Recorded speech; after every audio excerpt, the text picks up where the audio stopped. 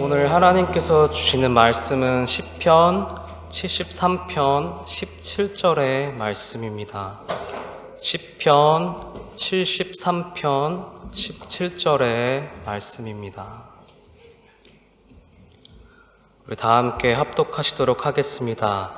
하나님의 성소에 들어갈 때에야 그들의 종말을 내가 깨달았나이다. 아멘. 이 시간 송 목사님께서 나오셔서 말씀 전해주실 때에 많은 은혜 받으시기 바랍니다. 안녕하세요. 네. 죄송합니다. 좀 건방지게 보인 것 같습니다. 안녕하세요. 네. 지난번 제가 수요 예배 때 와가지고 말씀 전하고 나서요, 제가 이제 앞에 나가서 했는데, 너무 교만해 보였습니다. 그래서 오늘은 이 자리에서 겸손하게 하도록 하겠습니다. 괜찮으시죠? 네. 또 하나는요, 미리 이제 양해 말씀을 드리고 싶은 건데, 제가 오늘 하는 이 설교는 저희 비숍데일 교회의 6월달 첫째 주일에 할 설교입니다. 제가 지금 미리 땡겨가지고 이제 정리해가지고 지금 한 설교거든요. 그래서 제가 양해를 구하는 것은 제가 이 설교를 외우지 못했습니다. 설교문은 다 썼지만 완벽하게 제가 다 외우지를 못했기 때문에 지난번처럼 앞에 나가서 뭐 앞만 보고 여러분들과 눈을 마주치면서 막 말씀을 전하기보다는 좀 이 원고를 제가 좀 자주 보게 되는 경우가 발생할 수도 있습니다. 양해해 주시고요. 저 인간 왜 자꾸 아래만 봐? 영어로 설교할 때는 아래만 봅니다. 앞에 보지 않습니다. 만약에 앞에 잠깐 봤다가 어딘지 놓칠 경우가 많거든요. 그래서 늘 밑에만 보는데 오늘은 한국어 설교임에도 불구하고 제가 다 숙지하지 못했기 때문에 아래를 보거나 하더라도 양해해 주시고 그냥 그러려니 하시고 그냥 그 말씀 속에 주님이 하시는 말씀에 은혜가 되시기를 간절히 축원합니다. 여러분, 성경은요 잘 알다시피 신구약 총 66권으로 되어 있습니다. 특별히 구약 성경은요 네 부분으로 우리가 나눌 수 있죠. 첫 번째는 율법서라고 하는 모세오경이요, 흔히들 토라라고도 하죠. 물론 토라의 범위를 어디까지 하느냐 신학적인 논쟁이 있긴 하지만 어쨌든 율법에 관한 모세오경이 있고요. 또 하나는 역사서의 구분으로 할 수 있습니다. 그래서 뭐 룻기라든지 사사기, 열왕기서, 역대기서, 느헤미야 이런 역사를 다루는 역사서, 그리고 선지자들의 이야기가 담겨져 있는 선지서, 그 다음에 시편, 잠언, 전도, 아가서에 해당되는 지혜서, 욥기까지 해서요, 지혜서, 이렇게 네 가지의 부분으로 구약 성경을 구분하죠. 근데 우리가 좀 이런 부분들은 좀 크게 한번 살펴볼 필요가 있습니다. 뭐냐면 모세오경은요 하나님이 신앙의 원리와 원칙에 대해서 모세오경을 통해서 알려주셨다는 거예요. 그래서 하나님이 자기 백성을 어떻게 선택했고 어떻게 사랑하시고 그들로 하여금 어떤 삶을 살기를 원하시는지가 잘 드러나 있어요. 그래서 모세오경은 우리 신앙생활하는 우리의 삶의 원리와 원칙이 담겨져 있다, 이렇게 보시면 됩니다. 그러면 역사서는요, 그 하나님의 신앙의 원리와 원칙을 따라서 살았던 사람들의 스토리, 실제 역사 이야기요. 그래서 뭐가 중요하냐면 여기서는 하나님의 원리의 원칙이라는 기준에 맞게 신앙생활을 한 사람, 혹은 그 하나님의 원리와 원칙에서 벗어나서 살았던 사람, 이 구분이 돼요. 기준이 있다는 것이죠. 선지서는요, 모세오경을 기준으로 해서 하나님의 말씀하신 신앙의 원리와 원칙의 기준으로 이스라엘이 어떻게 살아가고 있는가를 살펴보고 그들에게 필요한 하나님의 말씀을 가르친 것, 설교한 것, 이런 것들이 선지서죠. 시가서는요, 지혜서라고도 하고 성문서라고 하는데요, 하나님의 말씀, 그러니까 모세오경에 대한 하나님이 말씀하신 원리와 원칙들을 삶에서 어떻게 적용하고 살아가는지, 어떻게 적용했는지에 대한 믿음의 사람들의 고백이 시가서예요. 그래서 우리는 이걸 다른 말로 뭐라고 얘기하냐면 지혜서, 이렇게 표현합니다. 그리고 시편은 여러분들이 잘 알고 있다시피 총 5권으로 구분되어져 나오죠. 그 중에 오늘 우리가 보는 73편은 세 번째 권의 첫 번 시가 바로 시편 73편의 시입니다. 그리고 이 시를 누가 지었냐? 아삽이라고 하는 사람이 이 시를 지었습니다.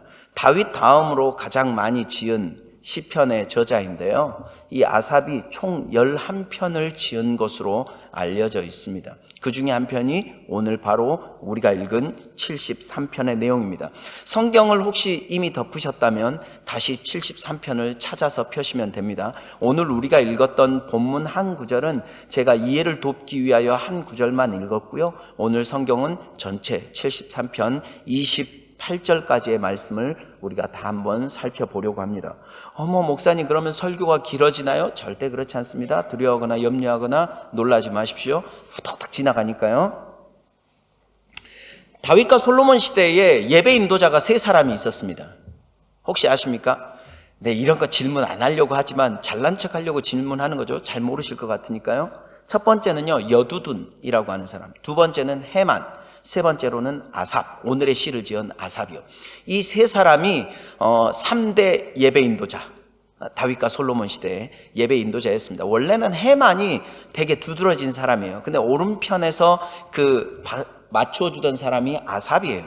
그런데 어느 순간 아삽이 훨씬 중요한 위치로, 예배 인도자의 중요한 위치로 올라오게 되죠. 오늘은 그 73편이 이 아삽이 지은 시에 대한 내용입니다. 73편의 내용이 뭡니까? 내용이 그겁니다. 불평과 불만입니다. 뭐야 이게 이런 거죠. 불평과 불만의 내용입니다. 한마디로 하나님 당신을 내가 이해할 수 없다라고 말하는 겁니다. 왜죠? 한번 1절을 보실까요? 73편 1절. 하나님이 참으로 이스라엘 중 마음이 정결한 자에게 선을 행하신다. 여러분 이 사실을 믿으십니까? 하나님이 진짜요 이스라엘 중에서 마음이 청결한 자, 하나님을 사랑하고 하나님을 붙잡고 하나님을 의지하고 하나님께 매달리고 하나님 앞에 거룩함으로 나아가는 그 사람, 이 사람에게 하나님이 선을 행하신다. 믿으십니까? 네, 믿으시죠? 근데 아삽은 믿습니다 해놓고 뒤에다가 붙였습니다. 그러나 우리나라 말로는 선을 행하시나 이렇게 돼 있지만 영어로 보면 또 그래도 키위 교회인데 영어로 좀 봐야 되지 않겠습니까? 2절에 보면 but, 그러나 이렇게 시작합니다. 그러나라는 말은 좀 반대되는 의미를 말하고 싶어서 나오는 것 아니겠습니까? 그러니까 아삽은 믿어요. 아삽은 알아요. 하나님이 어떤 분이냐? 마음이 청결한 자, 하나님을 의지하고 하나님 사랑하고 하나님 붙들고 하나님 앞 피난처라고 생각하고 가고 있는 그 사람에 대해서 하나님이 선을 베푸신다. 그 사실 믿어요. 근데 2절이요. 이렇게 얘기합니다. 나는 거의 넘어질 뻔하였고 나의 걸음이 미끄러질 뻔하였다. 하나님 믿고 은혜 받고 신앙생활 하는데 신앙생활을 해보니까 꼭 그렇지만은 않아 보이더라 하는 겁니다. 믿음이 굉장히 흔들리게 되더라 하는 겁니다. 신앙생활을 하고 있는데 회의가 찾아오더라 이런 겁니다. 나는 거의 넘어질 뻔하였고 나의 걸음이 미끄러질 뻔하였다. 그 이유가 뭘까요? 3절이 계속해서 나옵니다. 3절을 보시죠. 진짜 기가 막히고요. 진짜 읽으면 읽을수록 짜증이 납니다. 제가 읽어드릴게요. 3절. 이는 내가 악인의 형통함을 보고 오만한 자를 질투하였음이로다. 나쁜 놈 새끼들이 죄송합니다. 나 진짜 너무 힘들었어요. 어떤 분이 갑자기 저한테 목사님 한인장로교회 수요예배 설교하고 오셨죠? 전 누구한테 잘 얘기 안 하거든요. 나의 인생에 대해서. 근데 누가 얘기하셔요. 그래서 어떻게 하셨어요? 그랬더니 유튜브로 봤대요. 난 몰랐어요. 이거 유튜브 찍히는지. 저 유튜브에 대한 되게 상처 있거든요. 저는 원래 SNS만 뭐라 그러죠? 페이스북 이런 거 안 해요. 그냥 옛날에 만들었다가 거기에 자료들이 좀 있으니까 지울 수가 없어서 그냥 내두는데, 그래서 맨날 제 핸드폰에는 100 몇 개가 떠요. 보지는 않으니까. 근데 그 100 몇 개가 꼴보기 싫어가지고 들어갔다가 그 숫자만 얼른 지우고 다시 나오고 이렇게 하거든요. 전 인터넷 유튜브 이런 거 잘 안 해요. 근데 제가 유튜브를 시작했습니다. 구독자 28명. 놀랍죠? 시작한 이유는요, 다른 게 아니고요. 우리 비숍들 교회 락다운 기간 동안에 그 성도님들을 위해서 설교문을 제가 어쩔 수 없이 해야 될 것 같아가지고 허접하게요. 그냥 핸드폰으로 찍어가지고 그거 올렸어요. 근데 어느 날 보니까 제가 늘 우리 교인들한테 얘기해요. 한인들도 그렇고요. 저희 한인들 전체 카톡방이 있거든요. 그 카톡방에다 제가 얘기해요. 내가 올리는 주일 광고 외에는 아무것도 올리지 마라. 그러니까 뭐 예를 들면 은혜 받은 말씀 그런 거 올리지 마라. 그리고 내가 광고 올리면 거기에다 답글도 달지 마라. 네 알겠습니다. 목사님 감사해요. 이런 거 하지 마라. 그냥 심플하게 아무것도 하지 마라. 전 그런 게 좋아요. 유튜브에 올려도 막 댓글 이런. 근데 어느 날, 그리고 저는 주일날 예를 들면 그 유튜브 하나 딱 올렸잖아요. 락다운 기간 동안에. 그 다음날 다 지워버려요. 내가 화면에 나오는 게 싫어. 부끄러워. 그래서 지워요. 근데 어느 날 유튜브 딱 그 우리 교인들을 위해서 딱 했는데 싫어요가 한 명 있어요. 막 그거 보는데 마음이 무너져요. 누구지? 왜 그랬을까? 유튜브 계속 봐요. 그래서 제가 진짜 생각했다니까요. 와, 연예인들이 괜히 자살하는 게 아니구나. 진짜. 그래서 제가 주일날 설교 때 얘기했어요. 누군지 자수하라고. 이것도 유튜브에 올릴 거죠? 몰라, 이제는. 여기서 알아서 하는 거니까요. 아무튼요. 제가 그냥 막 말해도요, 그냥 넘어가 주세요. 악인의 형통함을 보고 오만한 자를 질투했대요. 하나님이 마음이 정직하고 정결한 사람에게 선을 베푸시는 분이라고 믿어요. 근데 신앙생활을 해보고 막상 세상을 살아보니까 악인들이 너무 잘 돼. 저 예수 안 믿어. 하나님도 몰라. 심지어 하나님 믿는 자들을 조롱하고 욕해. 근데 너무 잘 살아. 이게 열받는 거예요. 근데 진짜 더 열받는 건 뭔지 아세요? 그 다음이요. 오만한 자를 질투하였습니다. 너무 잘 되는 그놈들을 보면서 뭐야 하는데 부러워. 개 부러워. 여러분 그런 적 없으세요? 그러죠? 여러분들은 훌륭하고 나는 미천하니 나만 그런 것이겠죠. 그러면 그들이 얼마나 형통하냐? 4절을 읽어드릴게요. 이후부터요. 진짜 열받아요. 그들은 죽을 때도 고통이었고, 그 힘이 강건하며. 그러니까 죽을 때도요, 그냥 진짜 나쁜 놈들이에요. 나쁜 놈들인데, 갑자기 막, 하다 죽든지, 아니면 막 번개 맞아 죽든지, 사고 나가지고 가든지, 이래야 되는데, 죽을 때도 너무 건강해. 자식들한테 유언 다 남기고, 야, 쫙쫙쫙, 심지어 그 전날까지 막 운동하고 왔어. 트레킹 갔다 왔어. 이런 거요. 여러분, 이거요. 혹시 여러분들 중에도 그런 분 계십니까? 제가 언젠가 저희 어머니에 대한 이야기를 한인 장로교에서 했는지 안 했는지 잘 기억은 안 나는데요. 저희 어머니는 평생 예수님 믿으셨거든요.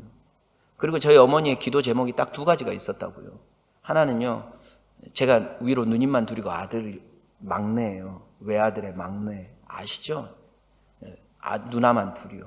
저희 어머니에게 있어서는 그리고 제가 또 목사 됐지 않았습니까? 그러니까 신앙인인 우리 어머니에게 있어서 거의 반우상이에요. 하나님 다음.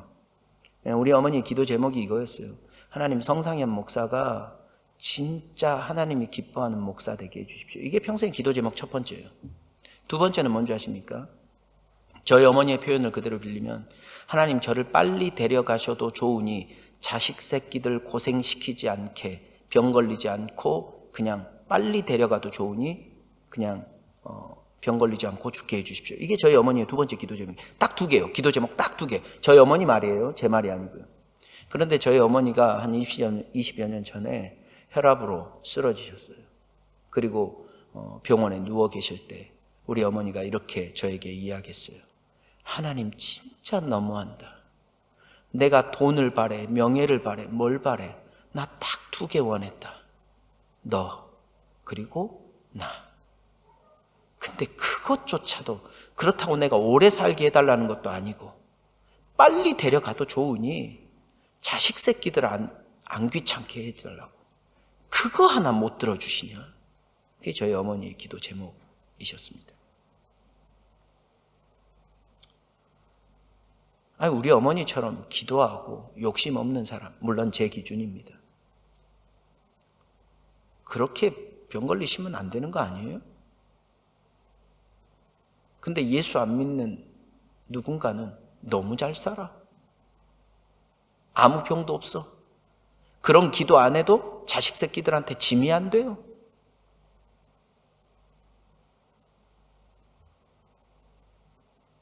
죄송합니다. 너무 감정이입된 것 같습니다.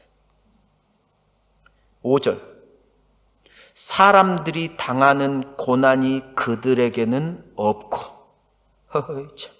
사람들이 당하는 재앙도 그들에게는 없대요. 여러분, 이게, 아이고, 주여. 그러므로 교만이 그들의 목걸이요. 그러니까 그때 당시에는 목걸이가 가장 큰 장신구였고 자랑이었어요. 그러니까 교만할 만하지 않습니까? 뭐 부러운 게 없어요. 그냥 부족한 게 없어요. 그러니까 뭐 교만할 만하죠. 강포가 그들의 옷이며, 여러분 목걸이는 장신구는 해도 되고 안 해도 되잖아요. 근데 밖에 나가면서 옷 안 입는 사람 있습니까? 없습니다. 옷은 반드시 밖에 나가면 입어야 돼요. 근데 이 아삽이 이렇게 얘기하는 거예요. 교만은 그냥 그들의 장신구, 해도 되고 안 해도 되는, 간혹가다 그러는 거예요. 근데 이들이 얼마나 악하냐면 강포, 한마디로 얘기하면 갑질이요. 오늘로 얘기하면 힘 있는 자가 누리는 폭력이요.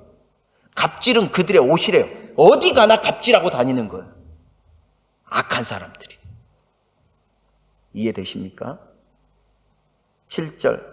살찜으로 그들의 눈이 솟아나며 그들의 소득은 마음의 소원보다 많대요. 와, 여러분, 아삽은 왜 이런 걸 지은 거야? 진짜 열받지 않습니까? 그들은 능욕하며 악하게 말하며 높은 데서 거만하게 말하며 그들의 입은 하늘에 두고 그들의 혀는 땅에 두루 다니도다. 이 말은요, 하나님을 향해서도 막말한다는 거예요. 그럼 무슨 막말을 하느냐? 10절과 11절이요. 계속 읽어볼게요. 그러므로 그의 백성이 이리로 돌아와서 잔에 가득한 물을 다 마시며 말하기를 하나님이 어찌 알랴? 지존자에게 지식이 있으랴? 하는도다. 야, 하나님이 다 안다고 말 같지도 않은 소리 하지 마. 뭐 이런 거예요. 하나님이 있기는 뭐가 있어? 하나님이 있는데 너희 어머니는 왜 병 걸렸어? 하나님이 있다고 기도하는데 왜 그 기도 하나님은 안 들어줘? 하나님 없는 게 맞지. 야, 하나님이 있는데 왜 그렇게 가난해? 하나님이 있는데 왜 질병에 걸려? 하나님이 있다고 하는데 왜 그 어려움을 당하는 거야? 하나님 없는 거야, 이 바보들아. 나 봐. 안 믿어도 잘 살잖아. 안 믿어도 건강하잖아. 안 믿어도 소원하는 것보다 더 벌잖아, 이것들아. 이거예요.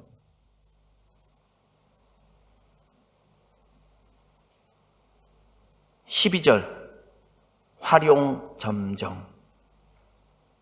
볼지어다 이들은 악인들이라도 항상 평안하고 재물은 더욱 불어나는도다. 와, 진짜 열받아요. 이쯤 되면 우리 질문해야 되지 않습니까? 예수 믿는 게 뭐야? 전 여러분들이 좀 이해가 안 돼요. 예수 믿는 건 감사한데 주일 한 번 나오시면 충분하지. 뭐 또 수요일까지 또. 왜 그러세요? 도대체 예수 믿는 게 뭡니까? 도대체 예수 믿는 게 뭐길래 이리 와 앉아 계십니까? 이 악한 사람들의 모습을 바라보던 아삽의 마음을 한번 보시죠. 진짜 불편하기 그지없습니다. 13절입니다. 내가 내 마음을 깨끗하게 하며 내 손을 씻어 무죄하다 한 것이 실로 헛되도다. 현대어로 좀 풀어보면 아삽의 마음이 이럴 것 같습니다. 한국어 성경에는 실로 헛되도다 이게 제일 뒤에 나오잖아요. 번역상의 문제인데요. 히브리어로는 원래 제일 앞에 나와 있습니다. 그러니까 실로 헛되도다. 그리고 말하는 거예요. 한마디로 이거죠. 제가 했던 것처럼요. 한숨이 나오는 거예요. 와, 씨, 뭐야 난 지금 그럼. 이런 거죠. 만약 악인의 삶이 이러하고 그것이 전부라면 내가 예수 믿고 그분 말씀대로 살아가려고 하는 이 모든 삶, 깨끗한 마음으로 살아온 것과 죄를 짓지 않으려고 몸부림치며 살아간 것이 무슨 의미가 있느냐 하는 거예요.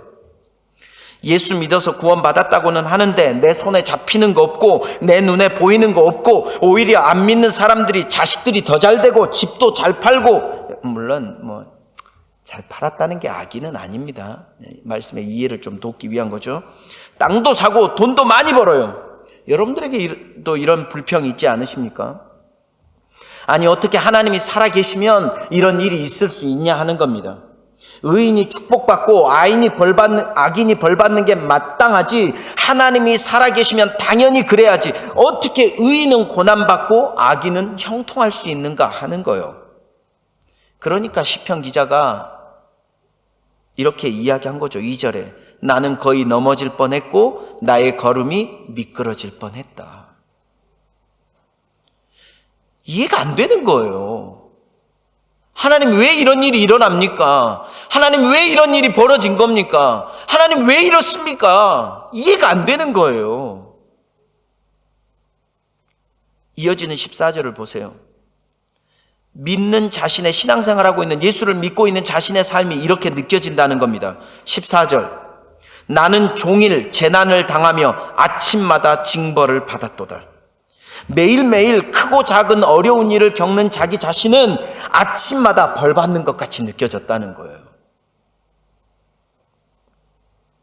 15절 내가 만일 스스로 이르기를 내가 그들처럼 말하리라 하였더라면 나는 주의 아들들의 세대에 대하여 악행을 행하였으리이다. 여러분, 내가 만일 스스로 이르기를 내가 그들처럼 말하리라 하였다면 이 말이 무슨 말이냐면, 즉 나도 그들처럼 살아야지라고 생각했다면 이 말이에요.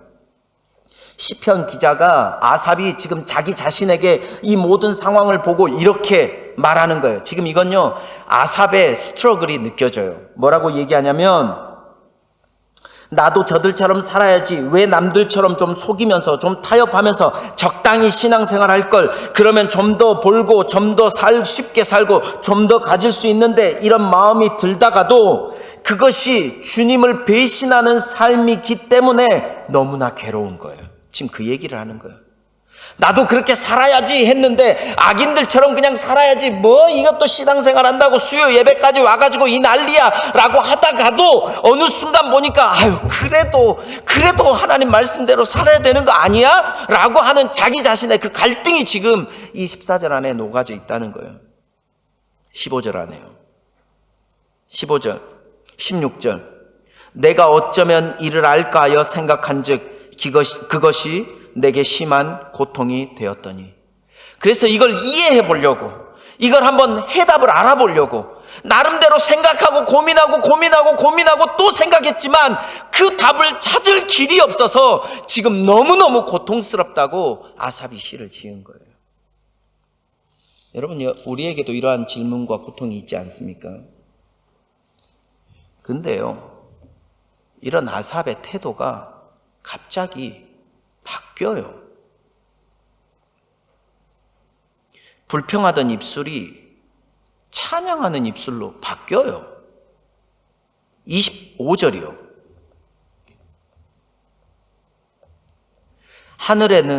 하늘에서는 주 외에 누가 내게 있으리요? 땅에서는 주밖에 내가 사모할이 없나이다. 내 육체와 마음은 쇠약하나 하나님은 내 마음의 반석이시요 영원한 분깃이시라. 여러분들 진짜 대단하신 것 같아요.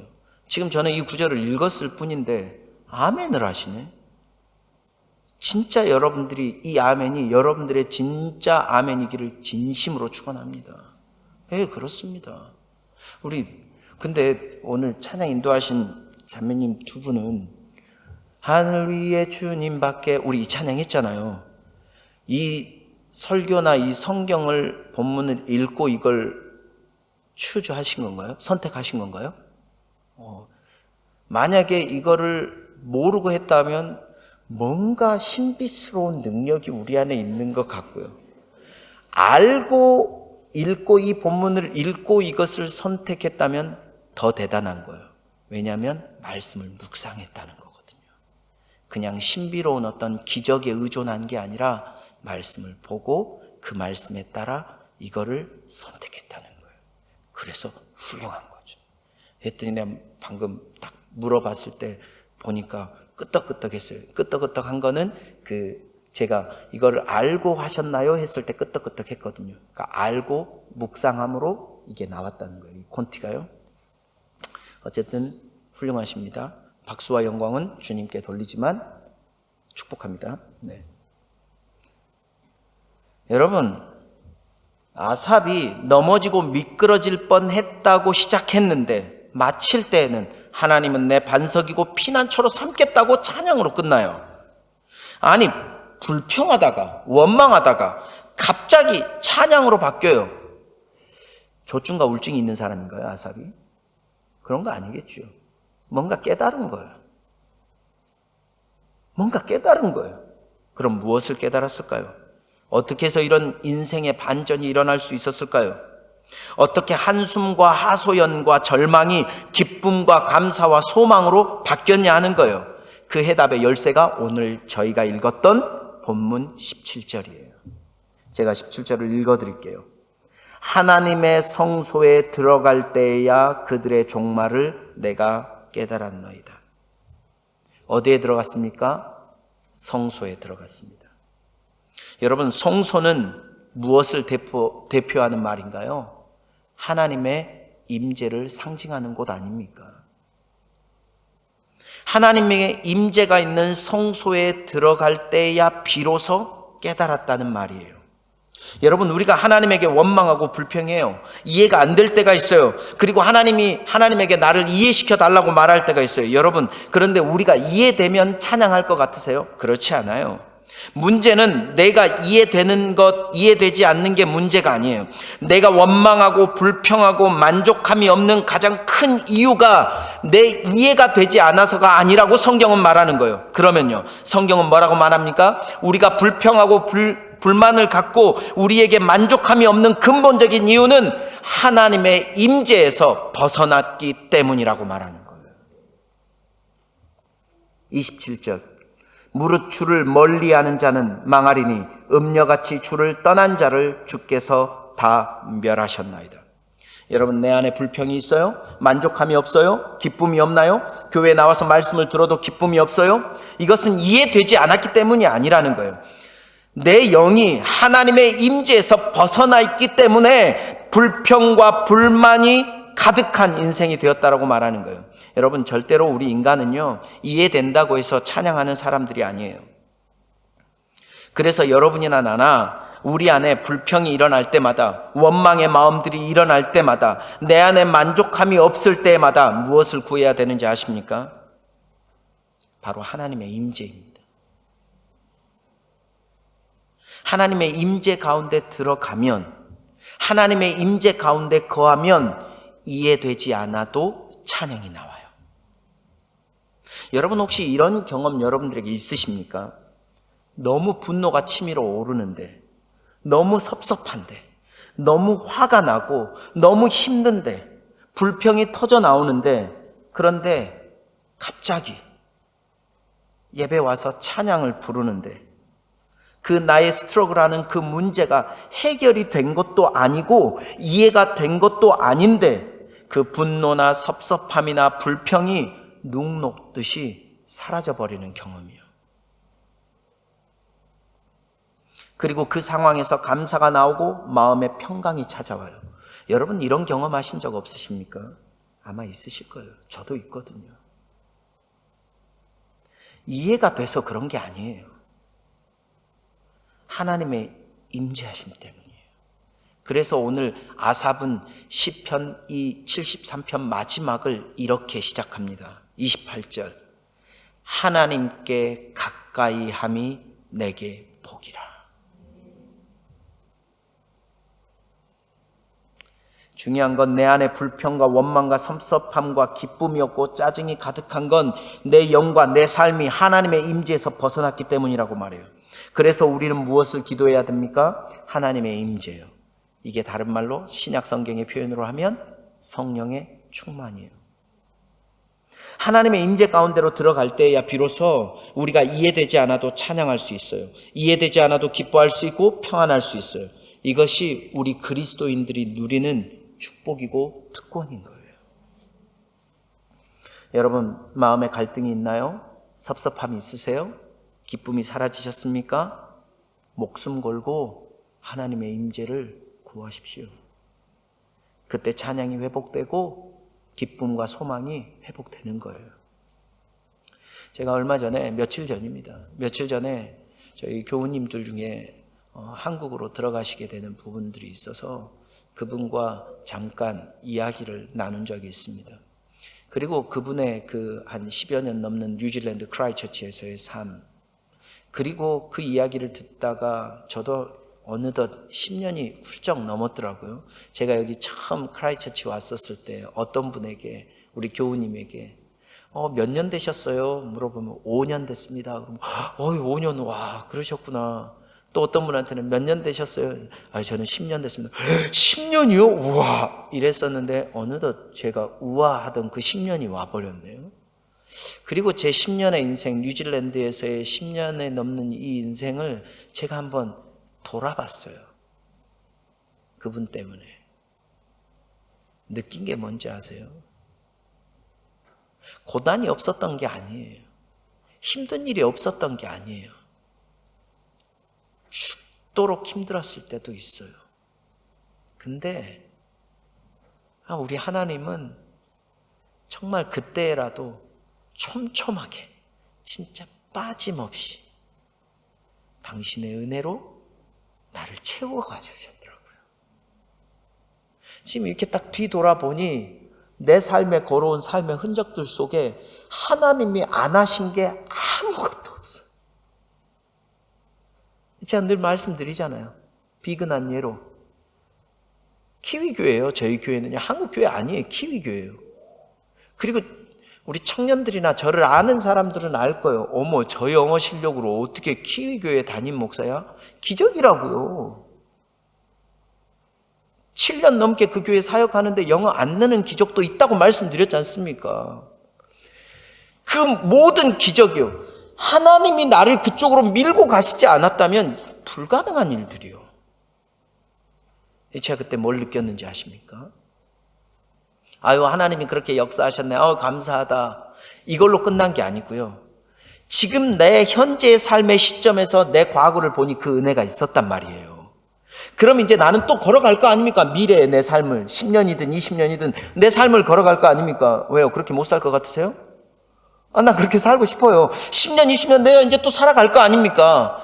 근데 그때에 또 20년 뒤에 내 삶을 돌아보면 또 하나님이 어떻게 충만하게 채워주셨는지를 보게 될 거 아닙니까? 그래서 내가 그때 느낀 건 뭐냐면, 그러면 지금 내 삶에 비록 고난이 있어도, 불평할 만한 일들이 있어도, 고난과 역경과 어려움이 있어도 하나님이 나를 촘촘하게 채워주실 걸 믿고 오늘도 그렇게 살자.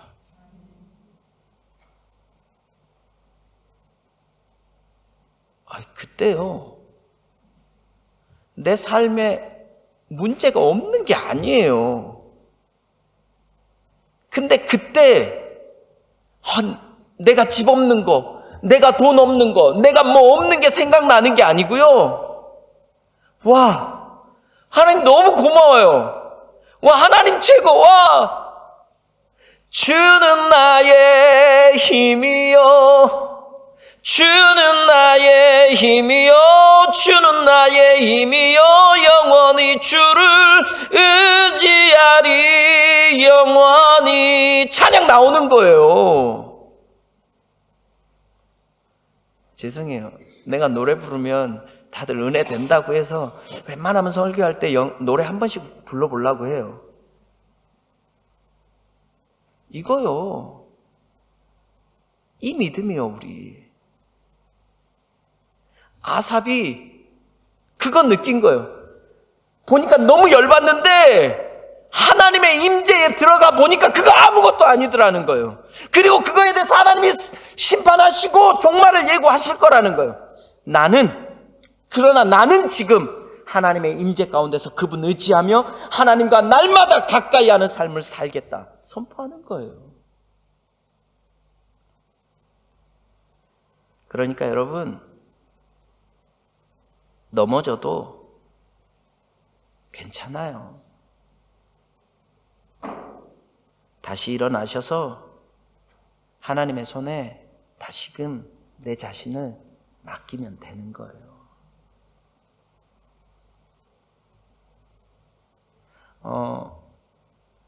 오늘 저희가 이 찬양 하나 하고 싶은데요.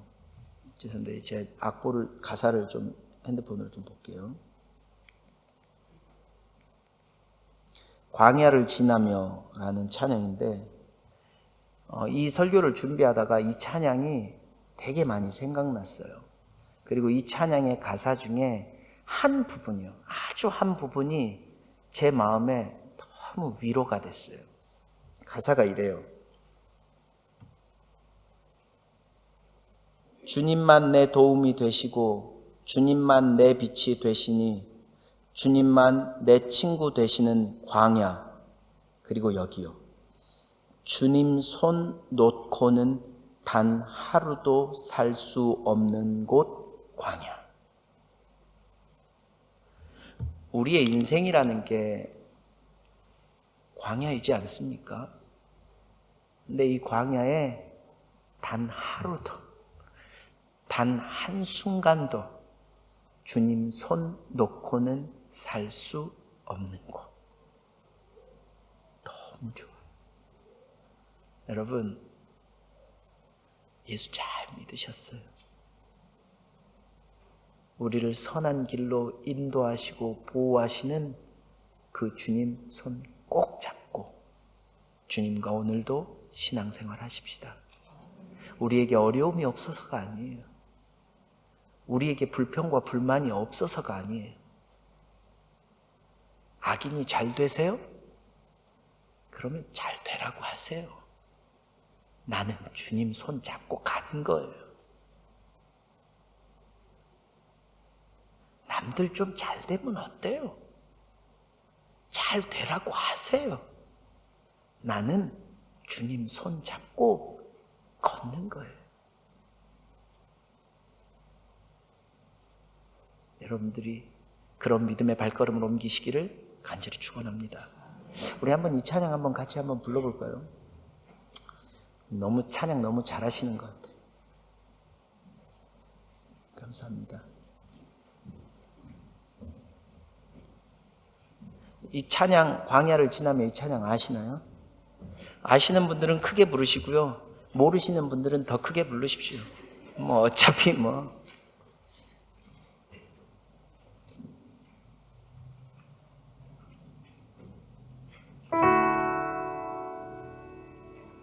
우리 가는 길이 광야이지 않습니까? 우리의 인생과 우리의 삶이 광야이지 않습니까? 우리 그렇게 걸어가십시다. 이 찬양들을. 아우 이뻐.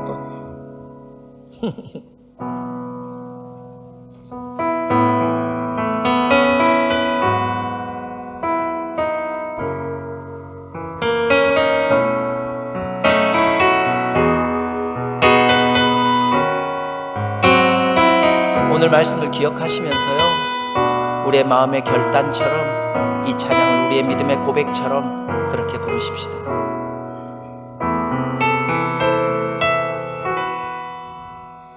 왜 나를 깊은 어둠 속에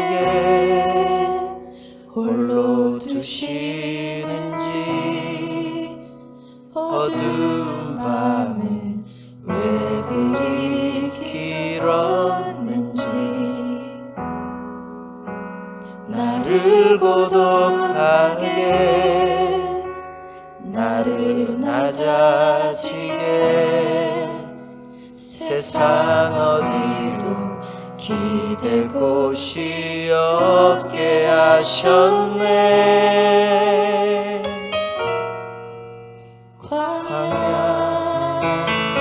광야에 서 있네.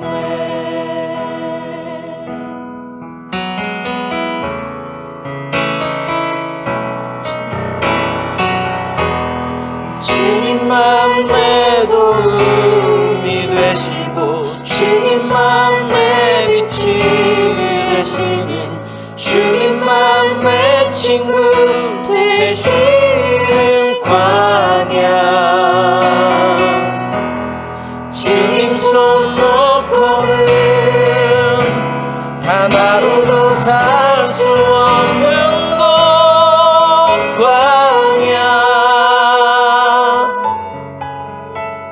광야에 서 있네.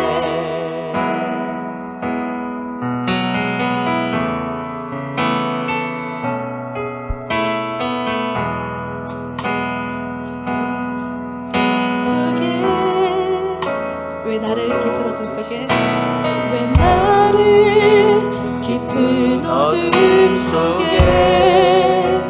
홀로 두시는지, 어두운 밤은 왜 그리 길었는지, 나를 고독하게, 나를 낮아지게, 세상 어디도 기댈 곳이 없게 하셨네.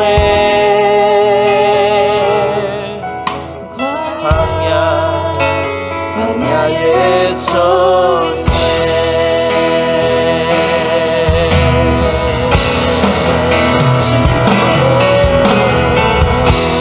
주님만 내 도움이 되시고, 주님만 내 빛이 되시는, 주님만 내 친구 되시는 광야. 주님 손 놓고는 단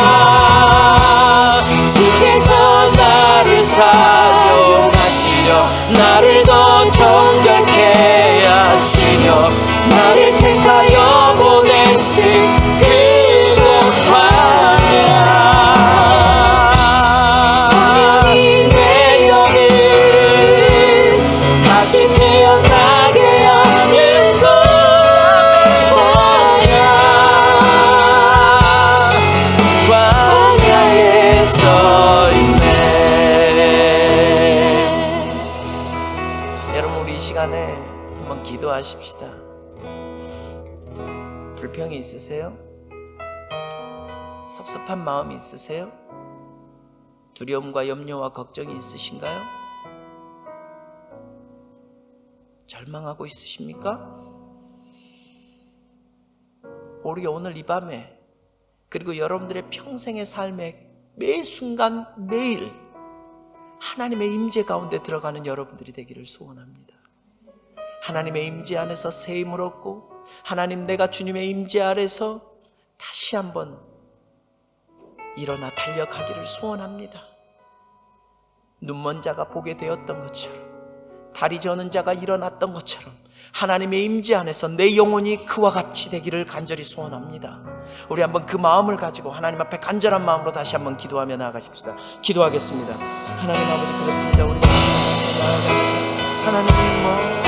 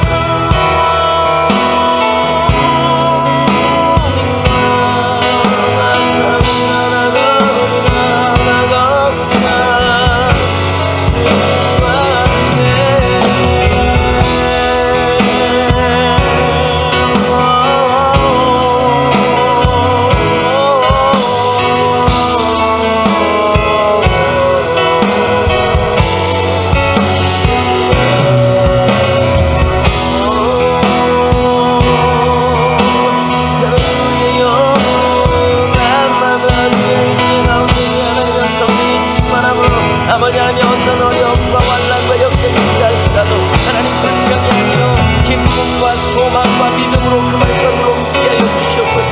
하나님, 우리를 긍휼히 여겨 주시옵소서. 하나님 아버지,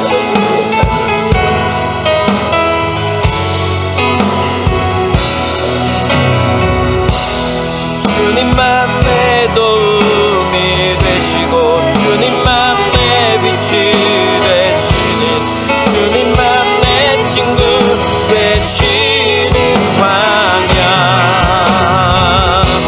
주님 손 놓고는 단 하루도 살 수 없는 곳 광야, 광야. 주께서 나를 사용하시려 나를 정결케 하시며 나를 택하여 보내신 그곳 광야, 성령이 내 영혼 다시 태어나게 하는 곳 광야, 광야에서